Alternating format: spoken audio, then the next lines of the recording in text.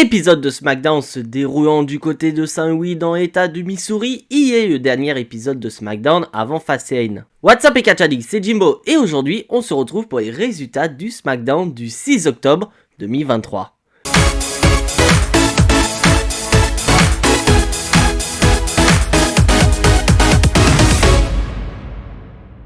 Et sans plus attendre mes chers amis Catchaddict, on va commencer cet épisode de SmackDown très fort puisqu'on va accueillir ni plus ni moins que LA Knight. Un LA Knight qui a toujours une pop incroyable du public quand il arrive. Bon après c'est mon avis personnel mais dites-moi dans les commentaires si vous avez ressenti la même chose que moi. Car je trouve que depuis que LA Knight a signé ce contrat pour faire équipe avec John Cena du côté de Fastlane pour faire face à la Bloodline, et ben on sent que le public est encore plus à fond derrière LA Knight. Après c'est mon avis personnel, il est tout à fait possible que vous soyez pas du tout d'accord avec moi. Mais malheureusement pour nous, LA Knight n'aura pas le temps de parler puisqu'il va se faire interrompre par ni plus ni moins que la Bloodline. Puis principalement un polyman qui va dans un premier temps reconnaître LA Knight. Et retenez bien ce mot mes chers amis Catchaddict car je vais le dire beaucoup de fois dans cette vidéo. Car bien que Polyman ait du mal à l'admettre, il est obligé de reconnaître que LA Knight est un futur méga star du côté de la WWE. Mais du côté de Polyman, c'est une très mauvaise chose d'être la future superstar de la WWE. Car pour Polyman, le fait que LA Knight soit autant mis en avant est très mauvais pour lui. Car à cause de toute cette mise en avant, le chemin de LA Knight croisera bientôt celle de la Bloodline. Mais voilà, LA Knight, il en a rien à foutre du topo de Polyman, il veut littéralement se battre. Et Jimmy Uso, lui, il va littéralement répondre à la provocation de LA Knight, car il ne veut pas que LA Knight aille du côté de Fastlane. Donc il va profiter de la situation de supériorité numérique avec Solo Sikoa pour pouvoir s'en prendre à LA Knight, jusqu'à ce que le GOAT John Cena arrive pour sauver les fesses de son partenaire. Et donc la Bloodline va décider de battre en retraite. Mais LA Knight il est loin d'en avoir fini car il va prendre le micro et va annoncer la couleur. Il veut affronter Jimmy Uso un peu plus tard lors de cet épisode de SmackDown. Et Jimmy Uso, lui, il a littéralement rien à foutre, que ce soit Polyman, Solo Sikoa ou encore Roman Reigns.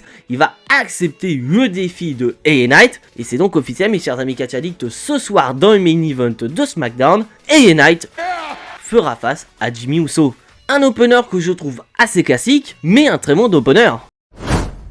Et après ça mes chers amis Catchaddict, on va passer au premier match de la soirée. Un match qui est clairement un avant-goût de Fastlane, puisqu'on va avoir Charlotte Flair et Asuka qui vont faire équipe pour faire face à Io Sky, la championne, et Bayley. Et on est clairement dans un match typique WWE. Car petite piqûre de rappel mes chers amis Catchaddict, Charlotte Flair et Asuka s'affronteront en plus de Io Sky dans un match triple menace pour le titre de championne de la WWE. Et bien sûr la grosse question de ce combat, c'est à la veille d'un match important, est-ce que Charlotte Flair et Asuka vont pouvoir faire équipe face à Damage Control? Bah pour le moment tout a l'air de bien se passer puisqu'on va avoir un très bon combat d'une dizaine de minutes entre les deux équipes. Clairement Charlotte Flair et Asuka sont capables de coexister pour faire face à l'ennemi commun jusqu'à la fin du combat où malheureusement Charlotte Flair va porter un big boot sur Asuka. Bon le coup il était pas du tout volontaire, à la base c'était Bayley qui devait recevoir le coup. Justement Bayley va profiter de la situation pour tenter de remporter le combat avec un roll-up. Sauf que voilà c'est Charlotte Flair en face donc c'est difficile de la battre avec un roll-up. Et la situation va rapidement changer de camp puisque Bayley va vouloir piéger Charlotte Flair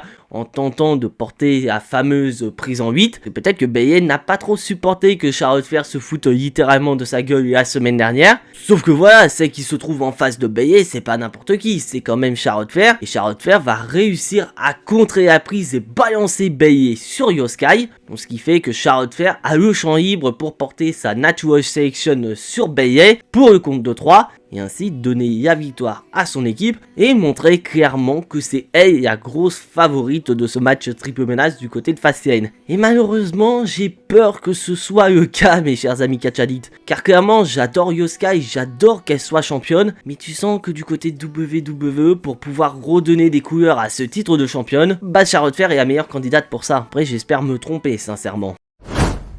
Et maintenant mes chers amis Catchaddict, on va retourner du côté des backstage avec Polyman qui semble être assez énervé envers Jimmy Uso. Et ça peut se comprendre parce que Jimmy Uso n'a pas demandé l'autorisation de Roman Reigns pour valider ce combat qu'on aura dans le main event de cet épisode de SmackDown, c'est-à-dire le match face à LA Knight.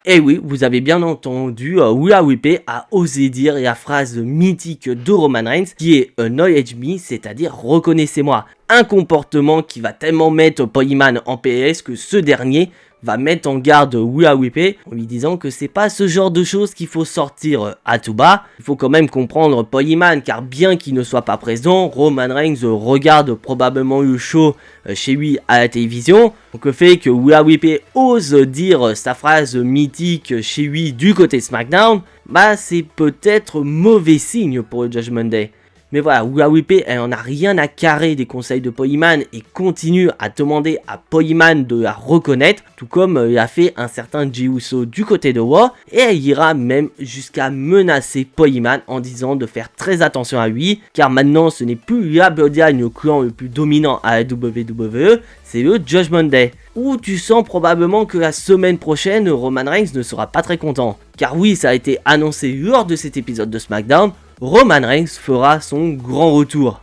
Un Roman Reigns qui, je vous rappelle, n'a plus fait son apparition depuis le lendemain de SummerSlam. Donc ça fait quand même assez longtemps. Donc peut-être que Roman Reigns va revenir sur ce comportement qu'il juge irrespectueux de la part de Rhea Ripley à son égard. Peut-être pourquoi pas lancer une rivalité entre Judgment Day et la Bloodline. C'est une possibilité et j'attends depuis un sacré moment cette rivalité entre la Bloodline et le Judgment Day.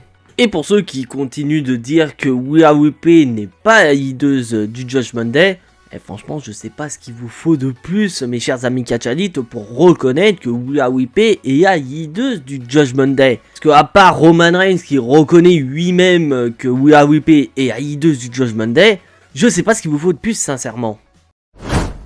Bon, après ça, mes chers amis catchadites, on va passer à un match qui nous avait été annoncé la semaine dernière, puisqu'on va avoir Dragony. Et pour rappel, il s'agit de Dragony 2, mes chers amis. Et pour rappel, mes chers amis catchadites, il s'agit de Dragony 2. Non, il s'agit pas de Dragony 1 ou encore tout récemment vu sur la chaîne C'est ça catch Dragony 3.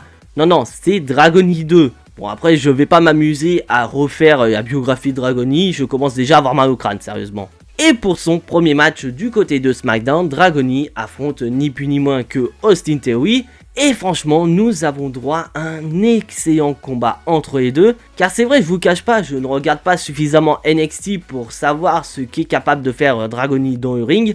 Et je pense que comme pour beaucoup d'entre vous, j'ai découvert Dragony du côté de Raw face à Dominic Mysterio. Ou encore Léa contre Austin Theory.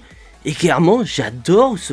Et franchement, j'adore Dragony. C'est pour moi un excellent catcheur et je suis impatient de le voir faire ses débuts du côté du roster principal. Que qu'on le veuille ou pas, Dragony dans le roster principal, c'est qu'une affaire de temps. Et de plus, on le fait affronter Austin Theory. Parce que qu'on le veuille ou non, je suis entièrement d'accord qu'à l'heure actuelle, Austin Theory a une gimmick assez dégueulasse. Mais il faut quand même reconnaître avant toute chose que Austin Theory est un excellent catcheur. Mais malheureusement, au bout de quelques minutes de combat, nous allons avoir Grayson Waller qui va arriver. C'est sans aucune surprise que Grayson Waller va intervenir à plusieurs reprises afin d'aider son pote à venir à bout de Dragony. Mais ce n'est pas une intervention de Grayson Waller qui va donner la victoire. Ah non, non, c'est une intervention d'une autre personne. Et cette personne a pour nom Cameron Grimes qui va intervenir pour s'occuper de Grayson Waller. Et au moment où Cameron Grimes intervient, Austin Theory s'apprête à porter son 8 down pour le compte de 3. Sauf qu'à cause de cette intervention de Cameron Grimes, Austin Theory va être distrait. Ce qui va représenter une opportunité à Dragony de retourner la situation avec un roll-up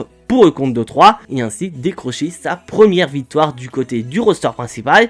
Et franchement, je suis assez curieux de voir cette alliance entre Cameron Grimes et Dragony. Et là, vous êtes en train de vous demander pourquoi Cameron Grimes a-t-il décidé d'intervenir lors de ce combat. Souvenez-vous, la semaine dernière, Austin Theory a affronté Cameron Grimes et à cause des interventions de Grayson Waller, il a subi une défaite. Donc je pense que dans un futur très proche, on va se diriger vers un match tag team opposant Grayson Waller et Austin Theory contre Dragony et Cameron Grimes. Et là, je sais ce que vous allez dire dans les commentaires, mes chers amis catchadites. Est-ce que je pense que Dragony pourrait être le partenaire mystère de Rey Mysterio et de Santos Escobar? Au début, c'est vrai que j'avais dit dans mon Jimbonossi que je voyais très bien Dragony devenir ce fameux partenaire. Mais au vu de ce qui s'est passé à SmackDown, j'y crois absolument pas. Parce que souvenez-vous, Rey Mysterio a dit qu'il allait passer un coup de fil. Donc à quoi ça sert de passer un coup de fil à un mec qui est présent du côté SmackDown? Ah non, moi personnellement je ne pense pas que ce sera Dragoni, le partenaire de Rey Mysterio et de Santos Escobar. Je pense surtout à un certain Carlito. Un Carlito qui, je vous rappelle, est techniquement un membre de la AWO, mais surtout un Carlito qui a signé à la WWE il y a de ça plusieurs mois. Et que depuis, la WWE ne se sert pas du tout de lui. Donc est-ce que la situation entre la AWO, Bobby Lashley et Street Profits peut justifier l'arrivée de Carlito à la WWE? Moi je pense que oui, et j'ai vraiment envie de voir Carlito joindre ses forces à Rey Mysterio et Santos Escobar pour faire face à Bobby Lashley et Street Profits.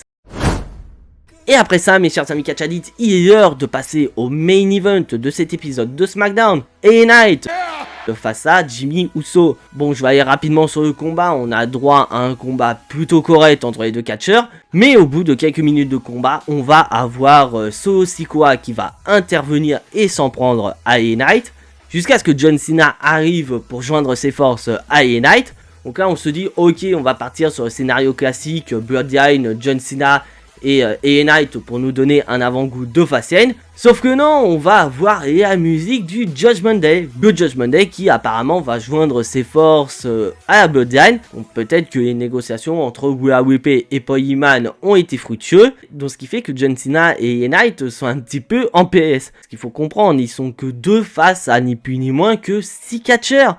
Donc là vraiment la situation est clairement en désavantage pour les babyface.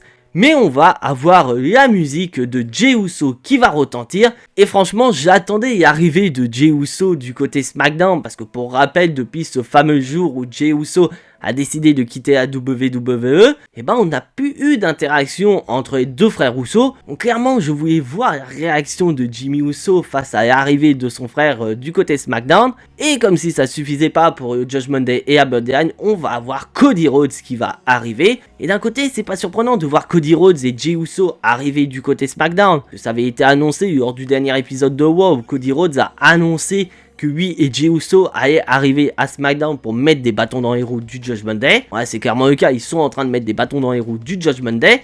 Et là, au moment où tout s'apprête à partir en une énorme bagarre générale, il faut noter que Paul Heyman va agripper Solo Sikoa et lui ordonner de ne pas partir au combat et de laisser finalement le Judgment Day s'occuper de la situation. Est-ce que Paul Heyman n'avait pas pour instruction de la part de Roman Reigns de trahir le Judgment Day au moment opportun? Sauf que malheureusement, Paul Heyman va pas réussir à faire tenir Solo Sikoa en place et ce dernier va vouloir se joindre à la bagarre. Sauf que voilà, Solo Sikoa ne va pas réussir à retourner la situation et donc la situation va tourner à l'avantage des babyface. Et par contre, celui qui va prendre énormément cher dans toute cette histoire, c'est un certain JD McDonagh. Un JD McDonagh qui de base n'était pas censé être présent, sauf que Willa Whippy a insisté pour qu'il soit présent.